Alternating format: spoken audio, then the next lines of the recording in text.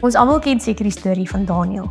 In 'n vreemde land, tussen 'n vreemde volk, het hy besluit om hom nie te besoedel met hulle kos en die gebruike van die Babiloniërs nie. Hy het vasgestaan om God se wil te gehoorsaam en sy hart en liggaam rein te hou. Ek sê altyd vir my kinders, as jy nie jou groente eet nie, kry jy nie nagereg nie. En ek kan sien hoe dit hulle omkrap en pla. En ek hoor dit ook, mamma! Maar eendag sal hulle verstaan dat dit nie net oor groente gegaan het nie. Dit was oor hulle gesonde gewoontes, oor wat in hulle liggaam sit en die gevolge daarvan. Net so moet ons ook dink oor wat ons in ons gedagtes en ons hart toelaat. Watter musiek luister ek? Watter programme kyk ek? Watter gedagtes voed ek daagliks? Watter teologie leer TikTok video's my? En hoe beïnvloed my vriende my?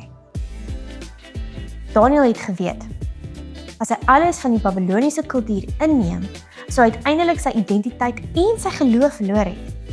Daarom het hy gekies om anders te leef. Die Bybel sê in Kolossense 3 vers 2, rig julle gedagtes op dinge wat daarbo is en nie wat op aarde is. Ons leef ook vandag in 'n wêreld wat ons daagliks probeer voed met vrees en twyfel en waardes wat nie by God pas nie. Daarom moet ons net soos Daniel besluit. Ek sal myself nie besoedel nie. Ek sal honger en dors na die dinge van God. Jesus beloof vir ons in Matteus 5 vers 6, geseënd is die wat honger en dors na die wil van God, want hulle sal versadig word.